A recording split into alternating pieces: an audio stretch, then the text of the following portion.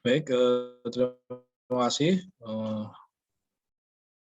Kita lanjutkan kembali untuk materi berikutnya, yaitu terkait kereta untuk perkotaan atau urban city ya. Kalau kemarin kita sudah bahas, kalau sebelumnya kita sudah bahas lokomotif dan sarana penggerak sendiri, kemudian kereta dan gerbong. Nah, sekarang kita membahas terkait kereta untuk perkotaan, istilahnya urban transit ya. Nah, di sini kita akan membahas terkait dua jenis kereta ya yang biasa digunakan untuk antar kota.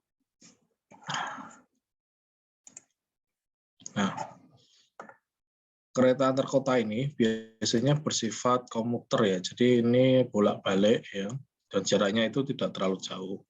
Mungkin hanya sekitar atau di bawah 20 km ya. Itu untuk bolak-balik, istilahnya komuter. Nah, di Indonesia untuk kereta komuter itu yang biasa kita ketahui atau yang kita ketahui itu yang ada di Jakarta ya, di KRL Jabodebek, terus MRT ya, kemudian LRT, terus ada lagi di LRT Palembang. Nah, itu juga termasuk kereta perkotaan atau urban transit. Ini contoh untuk trase di Singapura ya. Di kota Singapura, di situ juga ada beberapa jaringan MRT ya. Bisa dilihat ada beberapa line ya, istilahnya line atau jalur. Ada jalur hijau, merah, biru, kuning, ungu, dan lain-lain. Di mana mereka sudah memisahkan antara daerah penduduk, kemudian pusat bisnis, kemudian untuk hub ya, atau istilahnya transportasi untuk keluar negara, misalkan ada pelabuhan, ada bandara, mereka sudah terpisahkan. Nah, untuk jaringan-jaringan ini mereka masuk ke dalam urban transit ya, atau perkotaan. Jadi misalkan ini trase yang kuning ini, jadi dia muter aja sampai ujung balik lagi. Nah, nanti ketika bertemu dengan line lainnya atau jalur lainnya, maka di situ ada istilahnya interchange ya, atau tempat pergantian kereta. Misalkan dari Punggul ya, mau Punggul mau ke mau ke Jurong East ya istilahnya. Nah, dia akan naik ke MRT yang warna ungu ya. Kemudian dia akan berhenti di Driver Park, kemudian dia ganti KRL ya, yang lintas hijau, kemudian menuju Jurong East. Nah, itu yang disebut dengan interchange atau pergantian jalur kereta. Jadi mau kemanapun, mau ke kota manapun, kalau jaringan keretanya itu sudah terkoneksi, itu jadi enak. Itu mau kemanapun cukup dengan MRT itu sudah bisa seperti itu. Itu contoh di Singapura. Nah, terkait teknologi ya, di dunia kereta api ya, atau terutama untuk perkotaan, di sini ada beberapa kriteria seperti itu. Jadi bisa jalurnya, contohnya ya, bisa jalurnya itu terpisah atau tergabung sebagian atau terpisah sama sekali. Jadi bisa mix ya, bisa campur dengan jalan raya atau spirit sebagian ya, atau dibatasi sebagian atau full dibatasi. Nah, kalau untuk kereta api yang mix ya dengan jalan raya itu biasanya berbentuk tram. Namun kalau untuk benar-benar terpisah, maka dia akan menggunakan jalur atas atau jalur bawah. baik itu elevated maupun subway seperti itu. Karena apa? Tujuannya biar tidak ada perlintasan sebidang untuk mengurangi resiko kecelakaan dan untuk menjamin waktu tempuh sebuah kereta dari titik A ke titik B yang sudah dijadwalkan sesuai KPK ya. Nah, jadi di dalam pemilihan jenis sarana perkotaan itu memang dipengaruhi oleh dua parameter ya, yaitu parameter jumlah kapasitas atau kuat angkutnya sebuah kereta dan kecepatan kereta itu sendiri. Contoh saja, misalkan kita mau membangun sebuah kereta perkotaan, di mana di situ dibutuhkan kapasitas yang sedang, ya, misalkan 40 nih, dan kecepatannya juga sedang, misalkan 50. Nah, kita tarik garis, maka yang ditemukan adalah masuk dalam kategori semi rapid transit. Ya. Kalau semi rapid transit itu bisa diakomodir dengan menggunakan LRT, ya, light rail transit. Karena LRT itu kapasitasnya juga tidak terlalu banyak dan kecepatannya juga sedang. Beda halnya ketika di suatu daerah, di situ membutuhkan kapasitas angkut yang besar, kemudian kecepatannya juga besar, maka dia masuk kategori rail rapid transit. Di situ yang akan dipilih contohnya MRT ya, atau heavy metro atau KRL, itu dipilih karena memang kebutuhannya seperti itu. Jadi untuk memilih sebuah jenis sarana itu bukan langsung kita memilih kayaknya ini lebih bagus LRT deh, kayaknya ini lebih bagus MRT. Tidak seperti itu. Ketika kita mau memilih LRT, MRT ataupun busway, kita lihat dulu di titik itu kapasitas angkutnya itu yang dibutuhkan berapa, dan kira-kira kecepatan yang dibutuhkan itu berapa. Nah, itu baru bisa untuk menentukan jenis sarana yang mau dipakai. Itu secara teknologi ya, seperti itu ya. Nah, ini juga sudah kita jelaskan di pertemuan sebelumnya ya. Jadi mass rapid itu memang banyak jenisnya ya, bisa dari bentuk kereta, dari bentuk bus, ya, untuk monorail dan seperti itu. Baik dioperasikan secara manual maupun secara otomatis.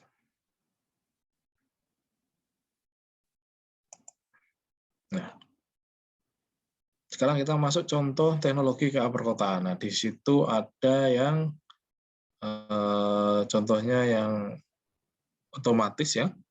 Contohnya itu ada LRT ya, LRV di Kuala Lumpur, di Manila, dan di negara ASEAN lainnya. Ada juga yang dalam bentuk bis ya, bis rapid istilahnya. Kalau di Indonesia ya seperti busway gitu. Nah, di pertemuan ini kita akan membahas terkait dua jenis kereta, di mana yang satu metro, yang satu light. Ya. Metro itu maksudnya kereta dengan kapasitas angkut yang besar dan kecepatan tinggi. Kecepatan agak tinggi lah, ya. Bukan kecepatan tinggi ya, agak tinggi karena kecepatannya sekitar 80 sampai 100. Sedangkan yang light itu, atau istilahnya bahasa Indonesianya dari ringan ya, itu kecepatannya juga sedang, walaupun bisa sampai 90 juga, tapi kapasitas angkutnya itu tidak sebanyak kereta metro. Di sini kita bisa lihat ya perbedaannya ya antara metro dengan light. Kalau jalur ya sama-sama menggunakan rel, terus tipe jalur sama ya, bisa underground, elevated ataupun at grade. Terus tipe rangkaian. Nah, kalau metro itu biasanya lebih dari 4. Tapi kalau light itu biasanya di bawah 3. Walaupun 3 disambung-sambung jadi 6 bisa. 3 disambung 3 itu jadi 6, itu bisa juga light transit ya. Kalau metro itu biasanya dalam satu transit itu minimal itu 4 atau 5 lah.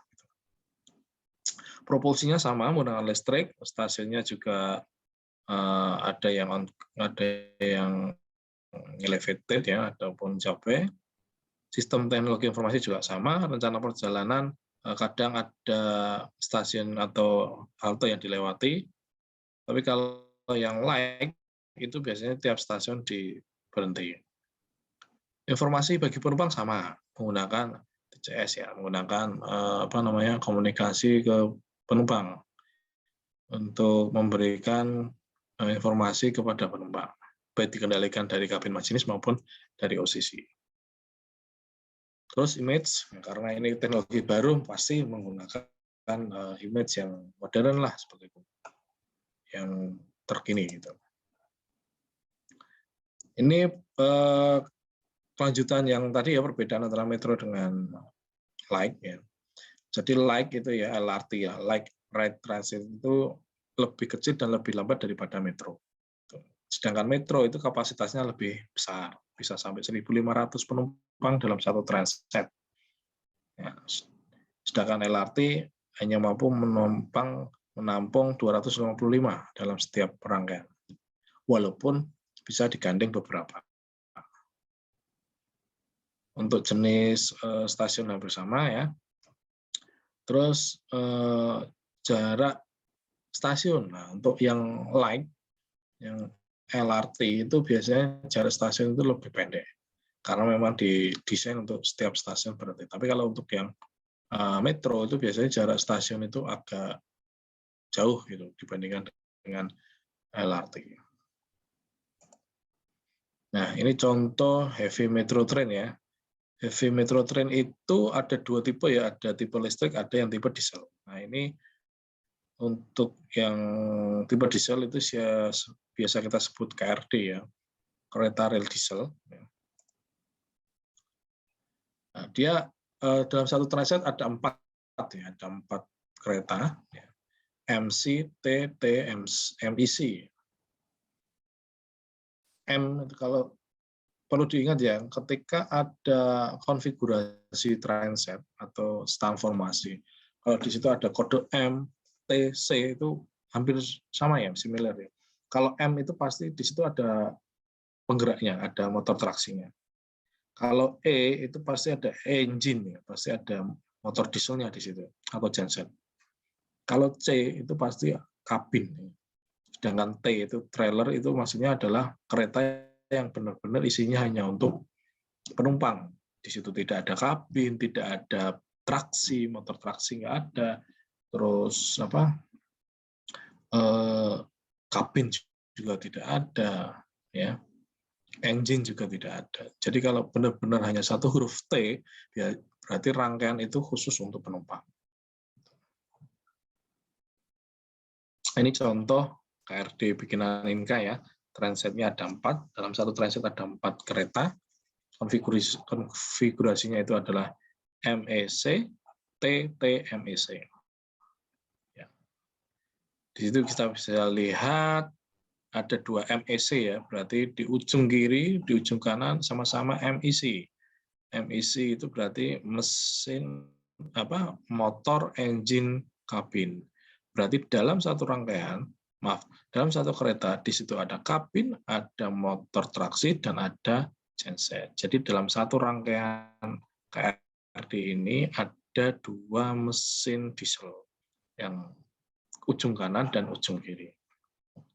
Kabinnya juga ada 2. Itu contoh untuk transformasi dari sebuah KRD ya. Walaupun tidak semuanya seperti itu ya, catatan ya. Jadi walaupun tidak semuanya seperti itu. Cuma standarnya biasanya seperti ini. Nah, ini untuk general arrangement-nya ya. Jadi misalkan MEC itu ada motor ya, ada motor, ada engine, ada kabin. Di sini ada kabin, di sini untuk penumpang, ya seperti itu. Walaupun engine dan motor itu terdapat di bawah lantai, underfloor istilahnya. Nah, ini contoh untuk mendesain sebuah bodi kereta ya. Kita desain dulu dengan menggunakan aplikasi ya. Menggunakan aplikasi sebelum kita produksi massal, jadi kita uji dulu dengan aplikasi ya. Setelah dari aplikasi masuk, baru kita uji secara nyata di lab. Biasanya kalau uji aplikasi ini menggunakan ANSYS ya, menggunakan program ANSYS. Jadi akan diketahui mana titik-titik yang yang rentan atau yang akan menerima beban paling berat itu di sebelah mana. Di situ ketahui ya. Nah, ini contoh spek untuk mesin KRD yang tadi. Tadi ada saya sebut MEC ada 2 ya, karena di sini ada 2 mesin diesel, transmisinya juga ada 2, gearbox-nya juga ada 2. Nah, ini untuk power flow system sama ya, seperti kereta berpenggerak sendiri yang sudah saya jelaskan sebelumnya. Jadi dari engine ya, motor diesel, dia akan menggerakkan 2 arah ya, yang satu ke arah roda, yang satu ke arah kelistrikan seperti itu. Yang roda itu dilewatkan transmisi, yang kelistrikan itu dilewatkan hidrostatik motor.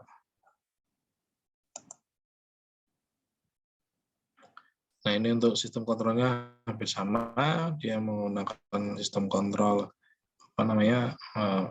VVDC ya, untuk mengontrol kapan dia harus menggerakkan roda dan kapan dia harus reduce untuk kecepatan.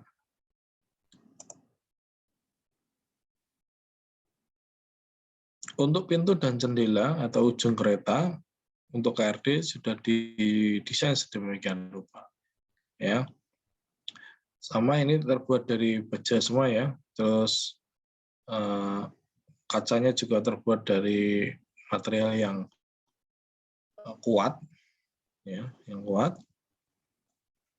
Terus untuk kabin ujung kereta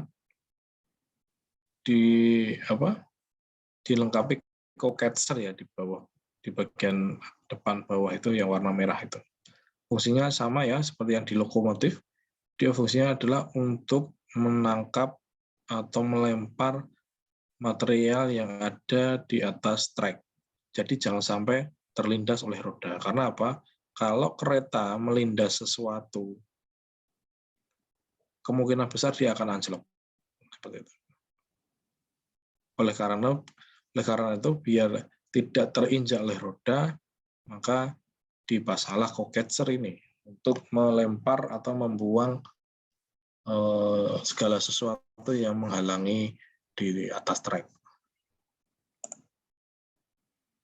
Nah, ini untuk interior KRD ya, yang tadi. Untuk konfigurasinya menggunakan tempat duduk ke satu arah ya, satu arah. Nah, ini untuk kabin KRD-nya terdapat 2 tempat duduk, yang satu untuk masinis dan satunya untuk asisten masinis. Di sini kita lihat panel-panel untuk masinis ya, ada throttle, ada reverse handle, ada lampu-lampu indikator, terus ada manometer, voltmeter, dan lain-lain. Untuk sistem rem masih menggunakan manual ya, menggunakan dynamic brake dan pneumatic brake. Walaupun sekarang teknologi yang terbaru, remnya sudah jadi satu ya, di dalam handle throttle itu, dia akan otomatis menggunakan dynamic brake atau pneumatic brake, akan diatur oleh sensor berdasarkan kecepatan. Nah, untuk bogi hampir sama, untuk bogi KRD ya, itu hampir sama juga dengan menggunakan bogi pada kereta. Ya. Bogi KRD ini tipe bolsterless ya, jadi tidak menggunakan bolster, jadi lebih empuk ya. Sama seperti bogi pada kereta penumpang. Untuk sistem pengereman sama ya dengan sistem kereta ya. Jadi ada reservoir, ada distributor valve dan brake cylinder pada di masing-masing bogi seperti itu. Untuk KRD dia menggunakan sistem hidrodinamik dan pneumatik. Kalau hidrodinamik dia kontrolnya itu jadi satu dengan throttle kecepatan. Kalau ke atas menambah kecepatan, kalau bawah braking ya atau melakukan pengereman. Sedangkan yang pneumatik itu dia menggunakan tuas sendiri karena dia akan mengatur perubahan tekanan udara yang ada di sistem pengereman. Jadi untuk pengoperasiannya ya, kalau rem hidrodinamik itu digunakan untuk mengurangi kecepatan tinggi untuk menjadi kecepatan rendah. Sedangkan untuk pneumatik itu berfungsi untuk menghentikan kereta. Dan batas kecepatan itu sekitar 30 km per jam. Jadi kalau 30 km per jam ke bawah itu menggunakan pneumatic brake, tapi kalau 30 km per jam ke atas itu menggunakan hydrodynamic brake. Kenapa kok kecepatan tinggi tidak digunakan pneumatic brake? Ya karena kalau kecepatan tinggi menggunakan pneumatic brake maka akan terjadi skidding atau slip. Nah itu yang bisa membuat roda benjol seperti itu. Jadi sudah diatur ya untuk kecepatan tinggi itu yang beroperasi mana, terus kecepatan rendah itu yang beroperasi sistem pengereman yang mana. Nah ini untuk coupler, tempat untuk menyambung ya antara dua rangkaian ya. Di sini yang disambung satu coupler ya, yang kedua adalah untuk selang pengereman ya. Selang pengereman, terus satu lagi kelistrikan. Kabel yang ada di atas itu akan disambung juga.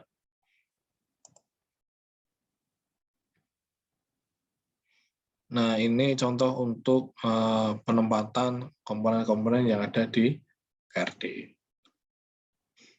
Jadi ini gambar teknik atau gambar desain ya. Jadi misalkan traksi motor mau ditaruh di mana, terus apa namanya fuel tank itu mau ditaruh di mana, terus junction box itu mau taruh di mana, itu sudah diatur dalam sketsa atau gambar teknik posisi KRD.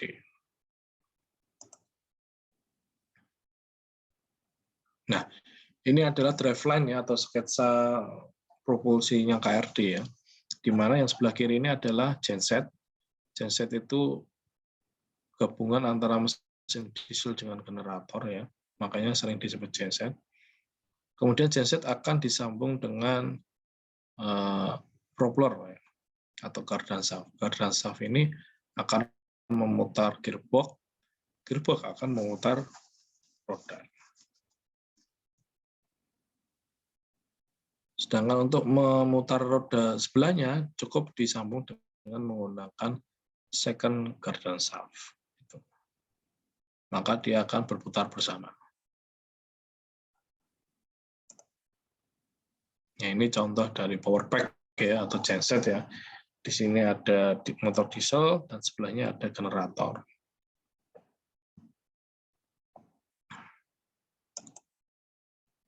Ini juga contoh dari genset ya, mereknya Cummins ya, Cummins.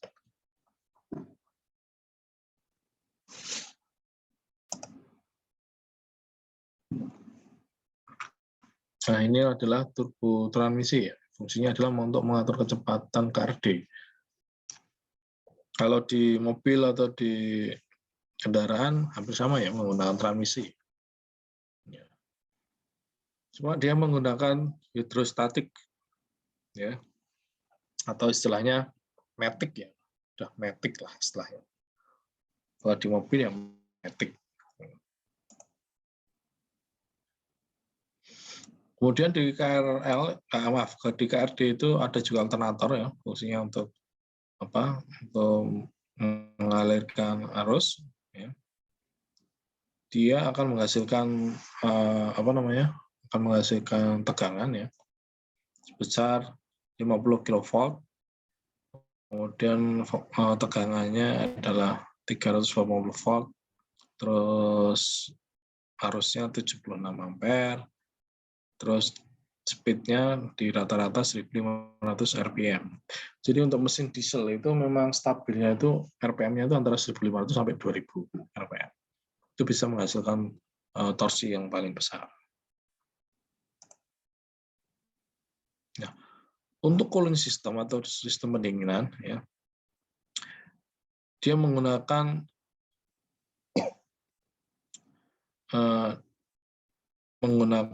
apa namanya? Menggunakan pendingin udara dan pendingin oil yang pengennya. Jadi untuk mendinginkan sistem gensetnya, dia selain menggunakan radiator, dia juga menggunakan oil cooling, oil system cooling. Nah, sedangkan untuk AC ya, untuk air conditioner dia menggunakan AC untuk kereta ya, AC. Ya. Ini gambar dari radiator ya. Radiator ini adalah fungsinya untuk mendinginkan engine dengan sarana air ya. Jadi seperti di mobil ya. Jadi ada cooling jacket yang diisi dengan air. Kemudian air itu akan didinginkan oleh putaran udara yang dihasilkan oleh radiator. Jadi dia ada posisinya di atas hampir sama seperti AC. Nah ini gardan shaft ya, sudah digambar tadi juga ada ya. Sedangkan untuk kompresor, sama, kompresor ini adalah fungsinya untuk menyuplai reservoir ya, untuk fungsinya adalah untuk sistem pengereman. Karena pengereman kereta itu menggunakan pneumatik, maka dia harus disuplai oleh udara yang bertekanan. Udara bertekanan itu dihasilkan oleh kompresor. Dan kompresor ini fungsinya apa? Bekerjanya itu secara otomatis ya. Jadi ketika tekanan itu mulai melamah, maka secara otomatis kompresor akan nyala dan akan mengirim udara bertekanan ke reservoir. Kemudian tekanan udara di reservoir akan naik lagi seperti itu. Begitu terusnya secara otomatis. Nah, ini untuk pneumatic modul ya, untuk pengaturan pneumatik yang ada di sistem rem. Nah, itu tadi pembahasan terkait kereta rel diesel ya, dalam tipe metro ya. Kita masih ingat ya, tadi ada dua perbedaan tipe metro dengan tipe light ya, atau tipe ringan atau LRT.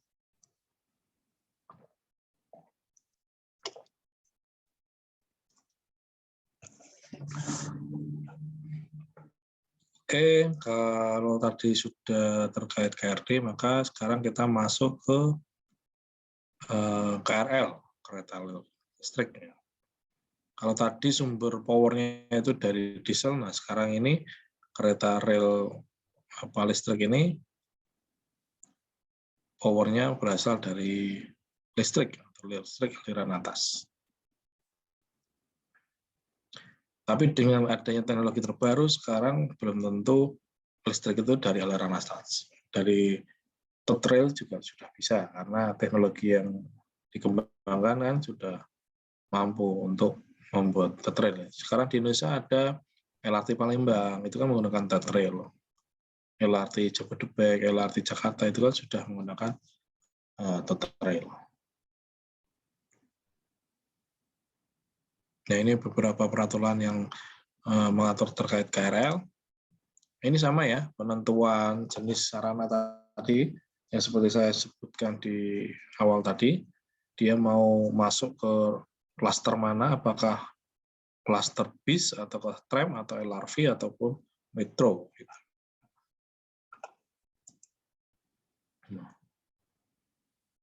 KRL dalam satu transit itu terdiri dari 6 kereta ya. TC1, M1, M2, M1 aksen, M2 aksen, dan TC2. Hampir sama dengan kereta diesel, cuma dia lebih banyak tren dalam satu transit. Tapi diingat ya, di situ ada huruf T, ada C, ya, ada M. Karena ini sumbernya dari listrik, maka tidak ada E di sini. E itu kan untuk engine ya, untuk diesel. Tapi kalau ini, kalau listrik ya dia cukup T, C, dan M. Kalau M sama ya untuk motor, jadi di situ kereta yang ada M-nya berarti di situ ada traksi motornya. Kalau C pasti di situ untuk kabin, untuk pengemudi masinis. Kalau T itu kan train ya, fungsinya adalah untuk diisi penumpang. Nah ini spek dari KRL ya. Dalam satu transit ada 6 TC, MM, TC, kapasitas 1950 dalam satu transit, ya, menggunakan 3 pas ya. Terus dia menggunakan LAA ya, 1500 volt DC. Terus maksimum kecepatan kalau di atas dia 100, kalau di bawah dia 80. Axle-load 14 ton, akselerasinya adalah 0,9 meter per second. Terus deceleration atau pengereman atau pengurangan kecepatan ya. Itu kalau service brake biasa dia 0,8, sedangkan emergency brake 1 meter per second. Kemudian pintunya menggunakan slide doors, terus dimensinya panjangnya 20 meter, lebarnya 2,9 meter. Dia terbuat dari stainless steel dan sistem pengeremannya menggunakan 2 ya, pneumatics dan regeneratif.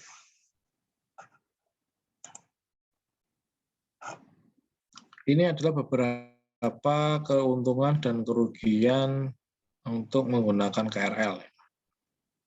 Kalau keuntungan itu biaya perawatannya lebih murah, polusinya juga lebih ringan, ya, biaya operasional juga lebih ringan, dan lain sebagainya.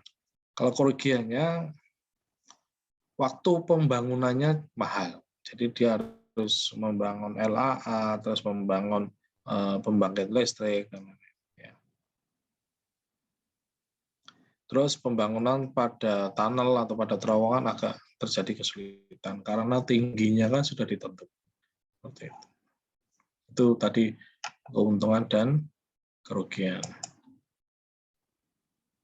Nah, di sistem listrik aliran atas itu ada 2 tipe ya, tipe AC maupun tipe DC. Tipe searah maupun tipe bolak-balik. Seperti arus ya, arus listrik itu kan ada DC searah, ada AC bolak-balik. Nah, ini keuntungan dan kelebihan dan kekurangannya ya. Intinya untuk AC itu LAA arus bolak-balik atau AC itu lebih direkomendasikan untuk kereta jarak jauh. Sedangkan DC itu direkomendasikan untuk kereta komuter atau kereta jarak dekat. Intinya di situ. Untuk breakdown kelebihan kekurangannya ya di sini bisa dibaca ya.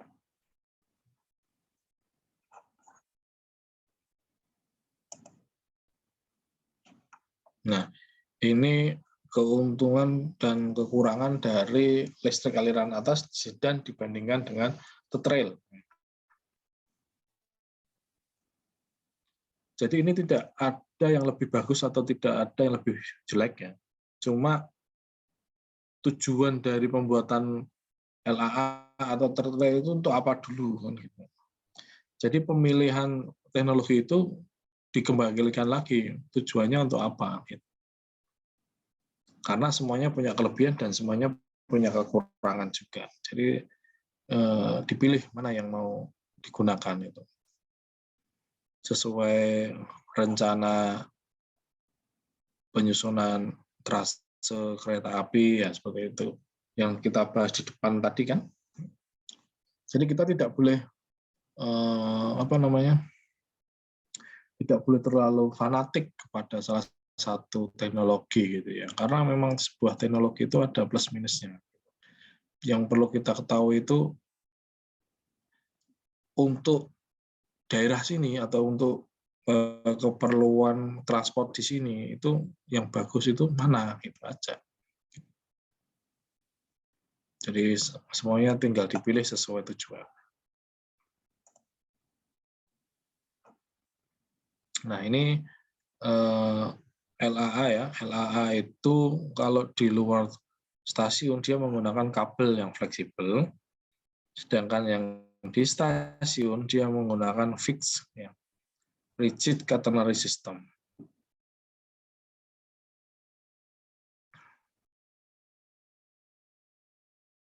Kenapa kok dibuat rigid kalau di stasiun?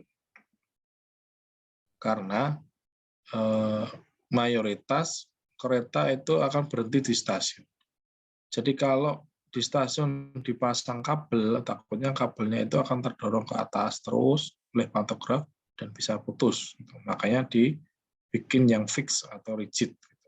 Jadi dia bisa lebih kuat menahan pantograf dalam kondisi berhenti. Kalau dalam kondisi bergerak kan tidak terlalu masalah ya, karena pantograf akan segera pindah pada titik berikutnya. Tapi kalau di stasiun itu mayoritas kereta berhenti kan pasti dia akan berhenti, pantografnya juga akan berhenti. Nah, sedangkan untuk tipe pantograf itu ada dua ya, yang satu tipe diamond ya, ada dua arm itu, yang satu adalah single arm ya, yang bawah itu. Cuma untuk teknologi terbarukan lebih prefer yang bawah, yang single arm. Nah ini contoh propulsi KRL ya, KRL rel statik ya. Jadi di dalam rangkaian itu bisa dibentuk dalam seri ataupun secara paralel. Jadi ngambil listrik dari listrik aliran atas, masuk melalui pantograf, kemudian dia akan disebar oleh kontrol. Ya. Ada TM1 sampai TM8. TM itu traksi motor ya. Traksi motor itu adalah komponen yang berfungsi untuk merubah tenaga listrik menjadi tenaga gerak. Nah, geraknya itu adalah untuk menggerakkan roda. Nah, sedangkan ini adalah sistem propulsi untuk VVVF ya, yang sekarang sering dipakai, baik itu MRT, LRT, MRT Jakarta ya. Yang sekarang sudah menggunakan, yang sering menggunakan IGBT ya, Insulet Gate Bipolar Transistor. Jadi untuk mengatur kecepatan itu sudah menggunakan VVVF ya, sudah menggunakan variable voltage, variable frekuensi. Jadi ketika untuk menaikkan kecepatan kereta cukup merubah variabel yang ada di inverter. Gitu. Apakah arusnya ditambah, dikurangi, nah itu. Nah ini untuk komponen-komponen EMU ya. Nah, ini hampir sama ya. Terus ini penempatan ya, penempatan komponen-komponen pada KRL ya. Ada sinyal kabin, ada ATO ataupun ATP, terus ada TIS ya, Train Information System ya. Fungsinya itu adalah memberikan informasi kepada kabin masinis dan kepada penumpang. Terus ada inverter, terus ada pantograf, ada traksi motor, ada AC gitu. Penempatannya sesuai arah panah ini.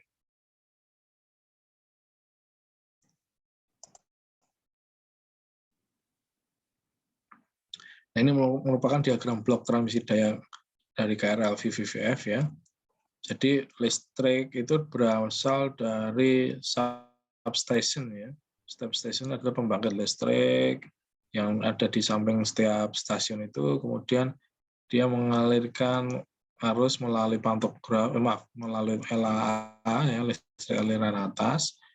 Dari listrik aliran atas akan ditangkap pantograf, kemudian dialirkan ke dalam kereta, langsung masuk ke inverter, kemudian inverter menyebarkan ke seluruh TM-TM yang ada di rangkaian.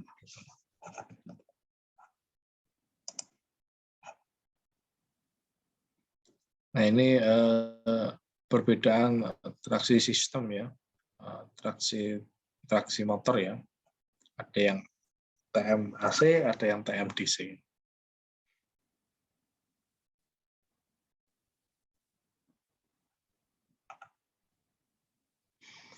Untuk LAA AC ya, yang biasa digunakan untuk kereta cepat, dia dari LAA kemudian ditangkap pantograf, kemudian ditangkap dulu transformer ya, untuk merubah arus, kemudian diarahkan ya menjadi DC, dan DC masuk ke inverter, yang inverter masuk ke traksi motor. Sedangkan untuk yang DC supplier ya, atau LAA DC yang contohnya miliknya KRL dan MRT, itu DC langsung masuk ke inverter. Jadi tidak perlu dimasukkan ke rectifier karena memang sudah DC ya. Nah, sedangkan untuk diesel elektrik ya hampir sama. Elektrik, diesel dia menggerakkan generator menghasilkan listriknya listrik AC ya. Kemudian di rectifier ya diarahkan menjadi DC, kemudian baru masuk ke traksi motor. Dan uniknya ya, traksi motor ini merubah DC menjadi AC lagi. Karena apa? Karena traksi motornya itu butuh arus AC, bukan butuh arus DC.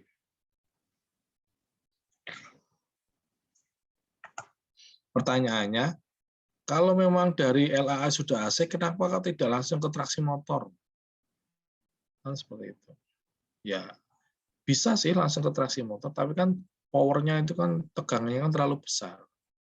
Jadi tidak mungkin listrik aliran atas itu langsung masuk ke traksi motor. Pasti dilewatkan inverter untuk diatur berapa sih arus yang dibutuhkan oleh traksi motor itu, kan seperti itu. Jadi diatur dulu di inverter.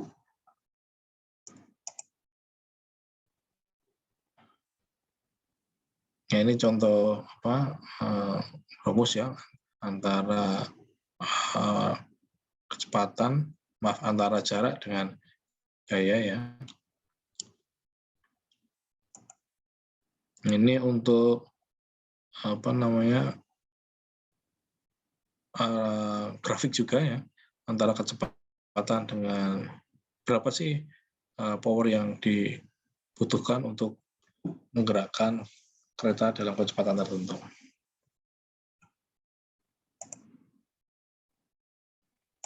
Ini sama, dan ini kelebihan motor induksi dibandingkan motor DC ya. Kalau motor induksi ya lebih ringan ya, karena memiliki gaya gesek yang lebih kecil, maka perawatannya lebih mudah dan tidak meninggalkan kotoran karena terkikisnya brush itu ya, atau istilahnya carbon brush.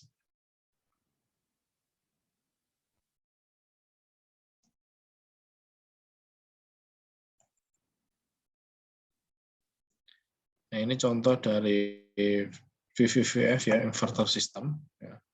Dia menggunakan induksi maupun menggunakan untuk rotor biasa.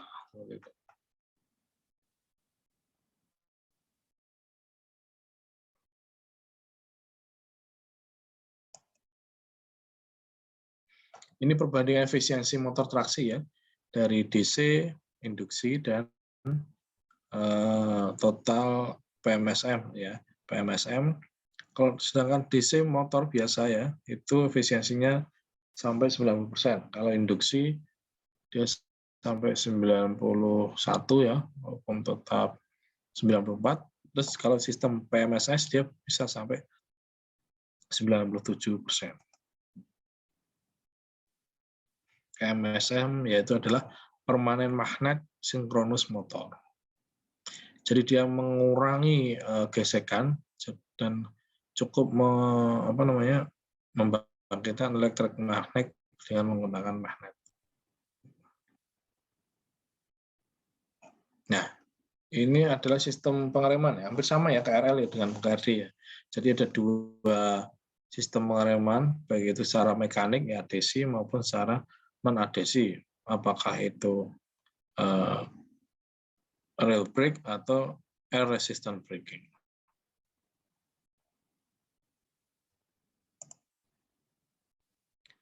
Kalau pada pengereman elektrik ya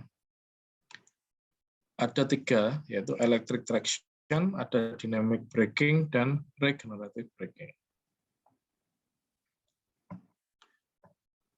Kalau electric traction sama ya, dari listrik dari pantograf langsung dialirkan ke massa.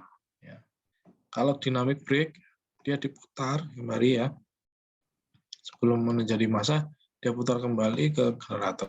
Sedangkan regeneratif dibalik, yang awalnya tadi dia menghasilkan arus, nah ini regeneratif ya. Itu kan kembali. Jadi harus dikembalikan sehingga dia akan menghambat putaran yang ada di rotor sehingga putarannya akan melambat dan terjadilah sistem pengereman. Nah, ini contohnya prinsip kerja regeneratif ya. Jadi dari kereta depan ya, dilempar balik lagi ke LAA, kemudian ditangkap oleh kereta di belakangnya. Seperti itu.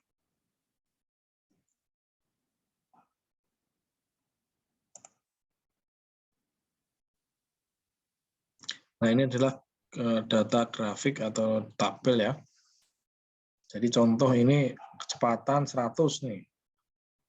Kalau di full service brake, ya, artinya remnya itu ditarik mentok, tapi bukan emergency brake ya, tapi hanya throttle-nya, handle remnya itu ditarik yang paling besar, misalkan B4, ya, brake 4, itu membutuhkan jarak 428 meter sampai dia berhenti.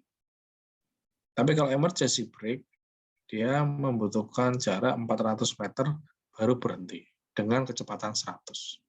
Jadi dari kecepatan 100 menjadi 0, itu kalau full service itu butuh jarak 428. Tapi kalau emergency brake itu butuh jarak 400. Jadi itulah mengapa kereta itu tidak bisa berhenti secara tiba-tiba atau secara mendadak. Jadi butuh waktu dan butuh jarak.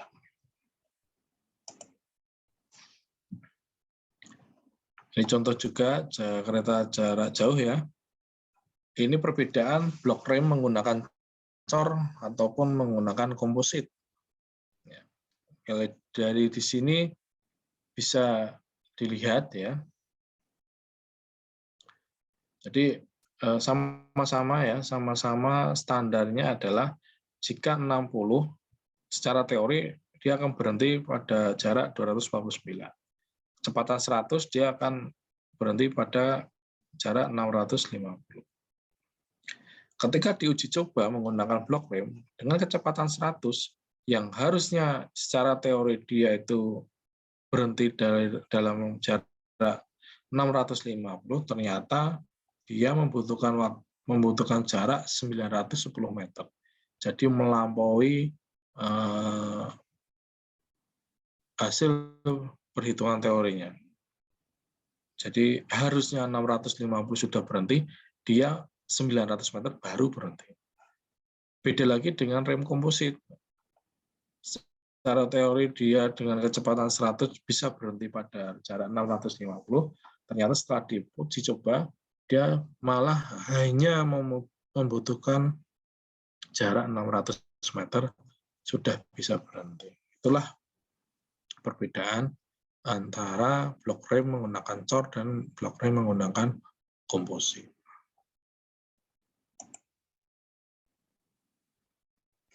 Ini contoh ya, contoh untuk inverter tadi. Nah, ini adalah perubahan ya, perubahan KRL dari tahun ke tahun ya. Makin lama kecepatan makin naik, konsumsi energinya makin lama makin kecil. Jadi lebih efisien. Untuk bogi hampir sama ya, untuk bogi sama seperti kereta ya. Nah, ini sketsa untuk bogi. Dan ini adalah kecepatan untuk rodanya ya. Hampir sama. Jadi perhitungan gaya gesek di antara kereta atau antara roda dengan rel, terus sistem pengereman, terus sistem bogi itu hampir sama ya antara KRL, LRT, kereta, gerbong.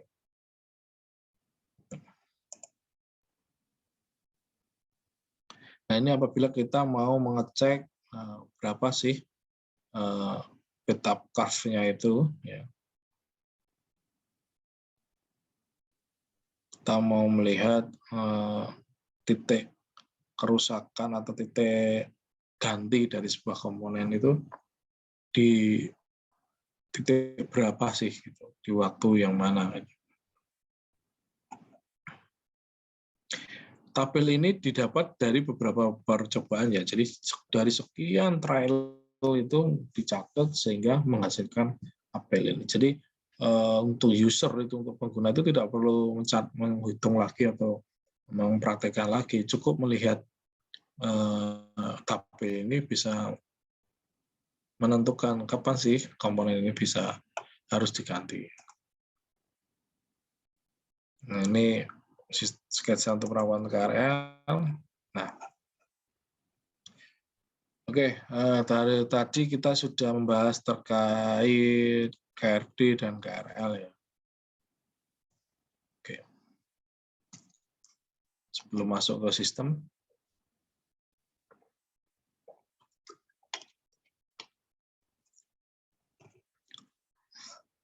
sekarang kita akan membahas terkait sistem otomasi perkeretaapian. Di Indonesia dulu itu yang berlaku hanya GOA 0 ya, Grid of Automatic ya, atau Grid of Automation. Sekarang sebenarnya di dunia itu ada beberapa GOA ya, atau Grid of Automation. Ada GOA 0, GOA 1, 2, 3 sampai 4. Kalau di Indonesia GOA 0 itu adalah pengoperasian sarana oleh masinis tanpa sistem pengamanan atau ATP. Itu berlaku kalau di Indonesia di kereta jarak jauh, contohnya Gajayana, Argo Anggrek, Jakarta Surabaya, Jakarta Jogja. Dia menggunakan GOA 0. Sama juga dengan KRL Jabodetabek. Dia juga menggunakan GOA 0. Jadi full dioperasikan oleh masinis dan tanpa sistem perlindungan ATP. Kemudian kita naik menjadi GOA 1, yaitu pengoperasiannya masih menggunakan masinis, cuma sudah dilengkapi proteksi ATP, Automatic Track Protection. Apabila melanggar sinyal atau melanggar kecepatan, maka otomatis kereta akan berhenti. Dan di Indonesia yang menggunakan GOA 1 belum ada ya. Tapi rencananya nanti kereta cepat Jakarta-Bandung itu akan masuk ke GOA 1.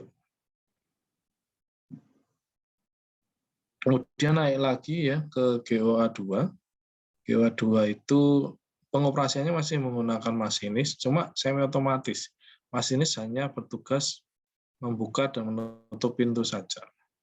Sedangkan akselerasi, pengereman itu sudah diatur oleh sistem atau ATO ya. Di Indonesia yang menggunakan teknologi ini adalah MRT Jakarta. Kemudian beranjak lagi ke GOA 3. GOA 3 itu adalah sudah full secara otomatis, sudah tanpa masinis, semua operasi diatur oleh OCC. Ya. Cuma di kereta masih ada train attendant. Fungsinya adalah untuk sebagai pengontrol dan jaga-jaga apabila ada kondisi darurat. Jadi masih membutuhkan satu SDM atau satu personel yang berjaga-jaga di transit. Di Indonesia yang akan menggunakan teknologi ini adalah LRT Jabodebek dan LRT Jakarta. Kemudian yang terakhir yaitu Grid of Automation Level 4 atau GOA 4. Jadi ini adalah benar-benar full tanpa awak, tanpa masinis, tanpa train attendant. Jadi benar-benar kereta itu fully diatur oleh OCC. Baik itu pembukaan pintu, baik itu mulai berangkat, pengereman, ya. Kalau ada trouble juga dikendalikan dari pusat, nah itu menggunakan GOA 4. Nah, rencana untuk GOA 4 ini diaplikasikan pada Skytrain. Jadi di kereta kelayang, ya, kereta bandara yang untuk mengantar dari terminal 1, 2, 3 dan kembali lagi itu.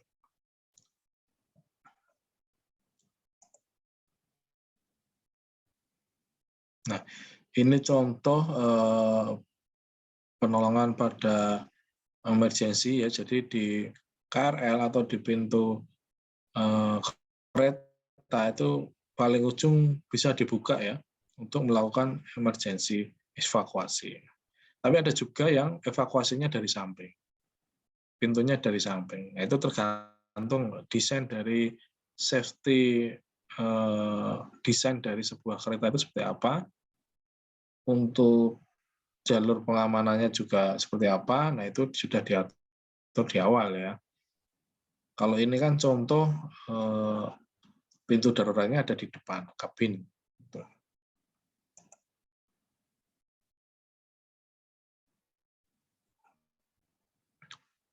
Oke, tadi sudah membahas KRD, KRL. Sekarang kita membahas LRT, ya, atau Light Rail Transit. Kalau tadi kita membahas kereta dengan kapasitas besar, nah sekarang kita membahas kereta dengan kapasitas sedang atau kecil.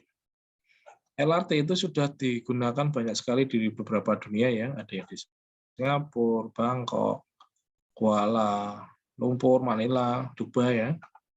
Di Indonesia juga sudah ada, ya, LRT. Nah, ini merupakan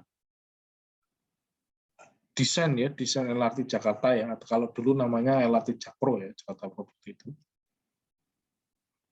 Untuk saat ini masih koridor 1 yang dibangun, yaitu terjadi dari 6 stasiun dan panjangnya 6 km termasuk depo.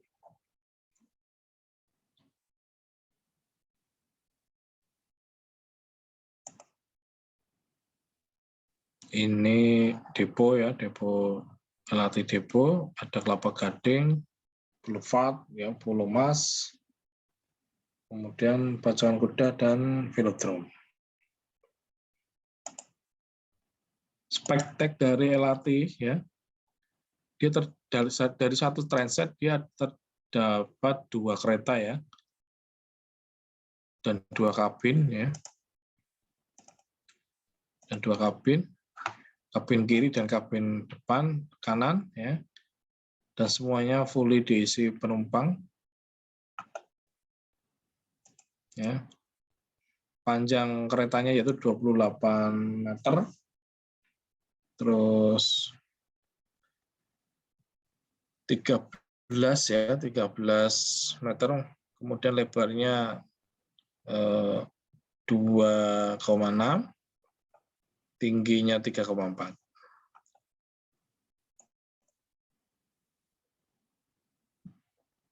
Untuk penumpang itu adalah 20 penumpang dalam satu kereta, karena ada 2 yaitu bisa untuk 40 kereta. Jadi LRT ini hanya terdiri dari 2 kereta, ya, jadi kecil, ya. Jadi terdapat ruangan khusus untuk kebutuhan khusus, misalkan kursi roda, terus kebutuhan khusus lainnya. Kecepatan desain 90 meter per second, 90 km per jam. Kecepatan operasional 80, ya. Untuk percepatan hampir sama ya, 1 meter per second, ya, perlambatan juga 1 meter per second. Untuk LRT Jakarta ini memang didesain untuk bisa melewati radius kecil. Jadi dia bisa melewati radius R40 yang ada di Dipo Kelapa Gading ya.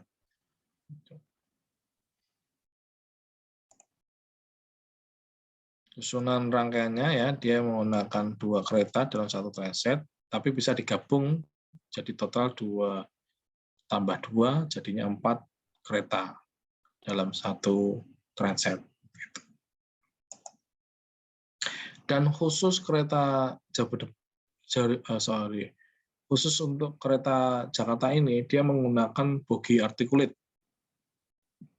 di mana di pertemuan sebelumnya saya sampaikan bahwa bodi artikulit ini adalah bogi yang bisa digabungkan dalam 1 transit. Jadi 2 kereta menduduki 1 bogi, atau istilahnya adalah bogi penyambung seperti itu.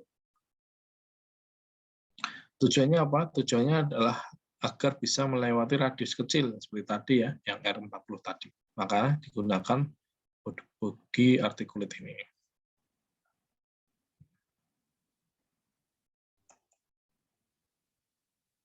Kemudian untuk bogi ya, dia menggunakan bolster bogi ya.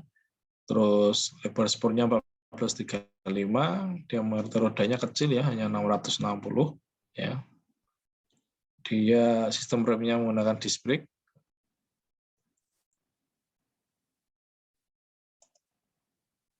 Nah, ini contoh dari bogi ya. Di sini ada roda, ada rem cakram ya. Terus ada axle box. Ada yang hitam ini untuk motor traksinya ya.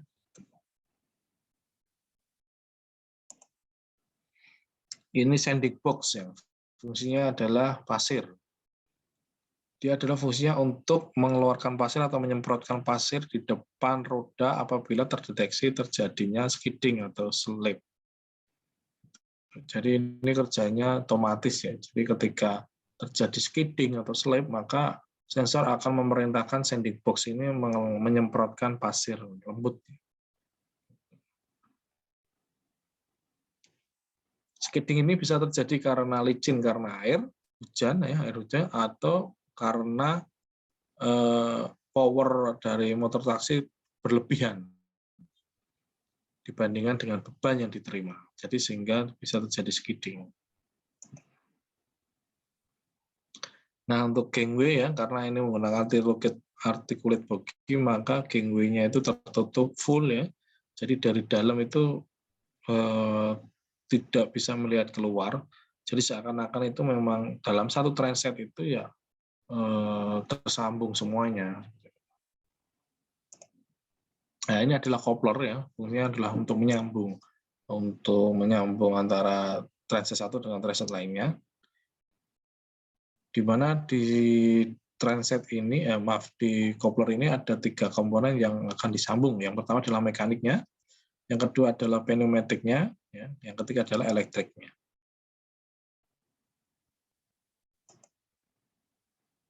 Terus ini adalah current collector device ya, CCD-nya.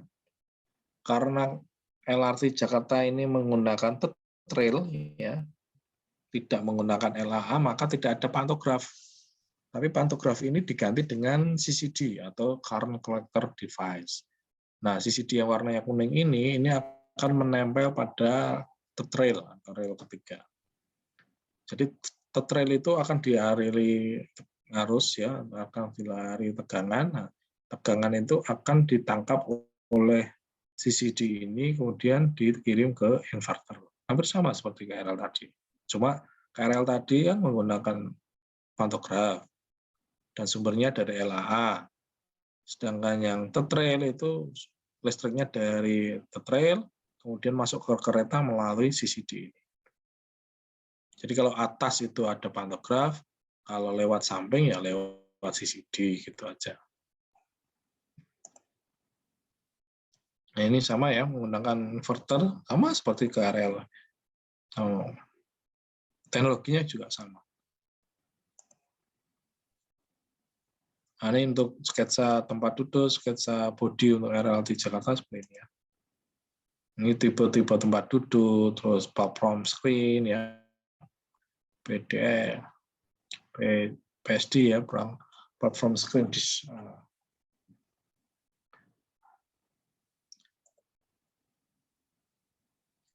Nah, ini formasi ya, dalam satu rangkaian, bisa satu transit.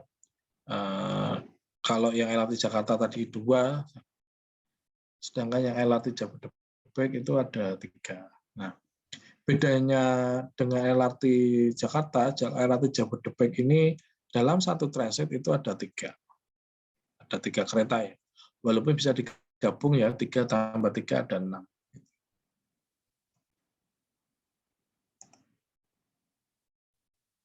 Dia tipenya sama ya dengan LRT Jakarta tadi, cuma panjangnya lebih panjang ya. Kalau yang LRT Jakarta tadi kan 13 meter, nah ini 17 meter. Kalau lebar spornya sama 14,35. Kecepatannya juga sama, kecepatan desain 90, kecepatan operasinya 80.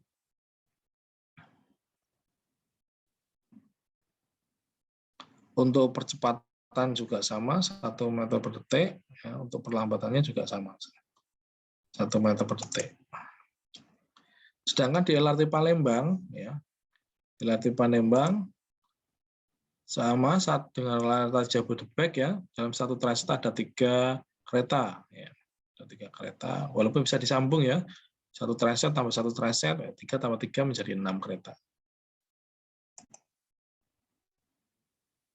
Ini speknya ya, ini speknya. Ini lebarnya lebih lebar ya, ini 18 meter. Kalau LRT Jakarta tadi 13, LRT Jabodebek tadi 17, ini 18. Kalau lebar hampir sama. Percepatan dan pelambatan juga sama, 1 meter per second. Nah, sekarang Skytrain atau kereta bandara. Kereta bandara juga masuk kepada light ya, kereta ringan. Ya. Ini hanya sama, satu transit ada 2 kereta. Dia hanya mengantar dari terminal 1 ke terminal 2 ke terminal 3 dan balik lagi. Terdiri tidak sampai 3 km ya. Jadi pendek sekali. Ini kalau khusus Skytrain ini dia masuk ke kategori rubber base ya. Jadi rodanya terbuat dari karet.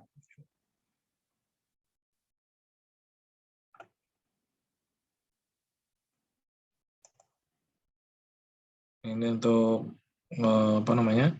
Untuk lintasannya dia tidak menggunakan rel tapi dia menggunakan beton ya. Beton cor untuk jalannya. Nah, ini konfigurasinya.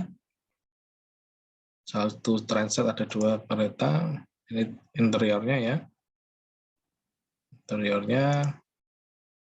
Dan ini untuk penggeraknya, jadi dia menggunakan rubber base ya, roda karet. Cuma dia beloknya gimana? Dia beloknya menggunakan pengarah. Ini ada di depannya ini. Dia di samping kanan kiri itu akan menempel pada dinding kanan kiri ya. Seperti kalau kalian pernah main Tamiya ya, mainan mobil-mobilan Tamiya itu kan bagian depan dan belakang itu kan ada rollernya ya, sebagai untuk pengatur arah. Nah, di APLS ya juga seperti itu, ada roller untuk pengaturnya seperti itu. Jadi tidak perlu membelokkan kemudi, jadi pengarah itu akan otomatis untuk mengarahkan mana sih kereta ini akan berjalan. Untuk panjangnya lebih kecil ya, dia hanya 11 meter ya. Kalau lebar hampir sama ya, 2,6 semua di kereta di Indonesia itu. Ya. Terus ini untuk spesifikasinya sama menggunakan inverter. Jadi sistem inverter, sistem propulsi, terus sistem pengereman, sistem regeneratif brake itu sama semua, antara MRT, LRT, SkyTrain ya, semuanya hampir sama. Hanya ada beberapa perbedaan sedikit di masing-masing komponen, yaitu kadang kan spek produsen itu kan beda-beda ya. Tapi pada prinsipnya substansinya itu sama untuk sistemnya, teknologinya hampir sama.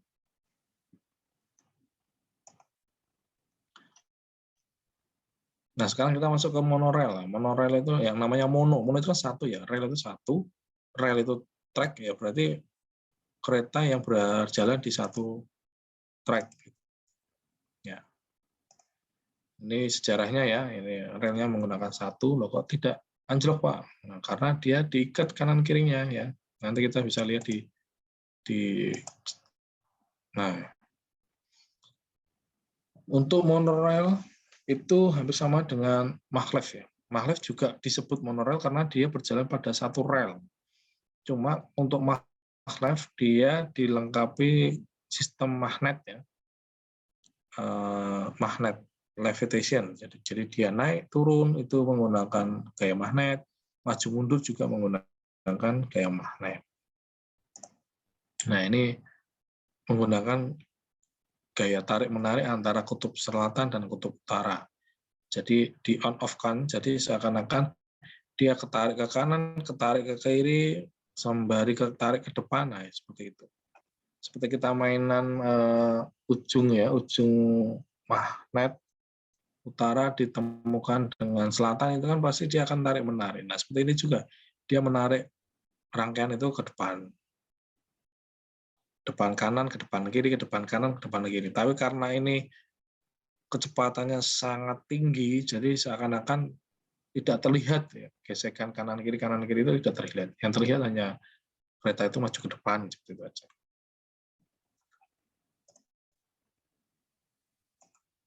Nah, ini monorail kenapa kok tidak bisa anjlok ya? Karena dia terlindungi oleh roda. Rodanya itu ada 3 arah ya. Nah, ada yang ini teknologi yang lama. Nah, ini. Jadi rodanya itu ada 3 arah, dari arah atas, samping kanan, dan samping kiri. Relnya beton satu di tengah. Makanya monorail tidak bisa guling karena apa? Saling mengikat ya.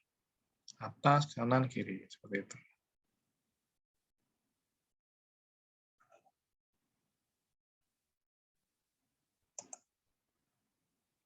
Nah, untuk pemindahan jalur, kalau di kereta itu ada istilahnya wesel ya, untuk mengarahkan kereta. Nah, kalau di monorail ini yang dipindahkan atau digeser adalah jalur betonnya ya. Dia digeser kanan, kiri, mau ke arah mana yang monorail itu yang akan diarahkan. Terus keunggulan monorail apa? Keunggulan monorail itu lebih senyap ya, terus dia kecepatannya itu bisa lebih lambat ya, sesuai keuntungan. Jadi beda-beda ya. Memang monorail itu memang didesain hanya untuk pariwisata itu cocok. Tapi kalau untuk angkutan massal dia kurang cocok karena memang kecepatannya itu rendah dan kapasitasnya juga kecil. Ini kekurangannya ya. Ini perbandingan antara monorail dengan metrorail. Ya. Jauh ya, yang satunya kapasitasnya 10.000, satunya 40.000. Kecepatannya juga 65, satunya 100. Ini contoh interior dari monorail ya. Kecil ya, kecil karena kapasitasnya juga kecil. Nah, ini contoh monorail yang ada di Eropa dan Amerika, ada juga yang ada di Jepang. Baik, saya kira materi untuk metro dan light transit ini saya cukupkan sekian ya. Semoga bermanfaat untuk kita semua. Nanti kalau memang ada perkembangan atau perubahan-perubahan teknologi, dan pasti itu terjadi, akan kita bahas pada kesempatan lainnya. Baik, terima kasih atas perhatiannya. Saya cukupkan sekian ya. Terima kasih. Assalamualaikum warahmatullahi wabarakatuh.